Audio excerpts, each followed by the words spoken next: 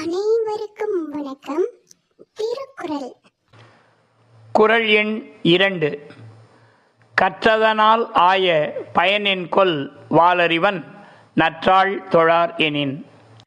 அன்பு சொந்தங்களே, திருக்குறளுக்கான விளக்கம். டாக்டர் கலைஞர் இதற்கு வேறு வகையாக உரை கூறுகிறார். கற்று அறிந்து தூய அறிவுடையவர்களை என்றைக்கும் தொழுது நிற்காதவர்களுக்கு வாழ்க்கையில் எந்த பயனும் ஏற்படாது என்கிறார்.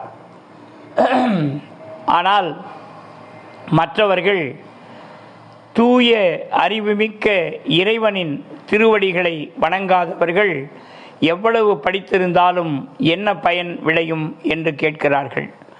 ஆக கற்பதின் பயன் என்ன என்று கேட்கிற போது இருவேறு விடைகள் வந்து விழுகின்றன. ஒன்று, தூய அறிவுமிக்க பெரியவர்கள், சான்றோர்கள், அவர்களை வணங்கி அவர்களுடைய ஆசியை பெறாதவர்கள் எவ்வளவு படித்திருந்தாலும் எந்த பயனும் இல்லை என்பது ஒன்று. இன்னொன்று, தூய அறிவை உடைய இறைவன், நம்முடைய கண்ணுக்கு தெரியாத இறைவனின் திருவடிகளை வணங்காதவர்கள் எவ்வளவு படித்திருந்தாலும் பயனில்லை என்பது இன்னொரு கருத்து. நன்றி நண்பர்களே. அடுத்த குறளை சிந்திப்போம். மீண்டும் நாளை சந்திப்போம். நன்றி.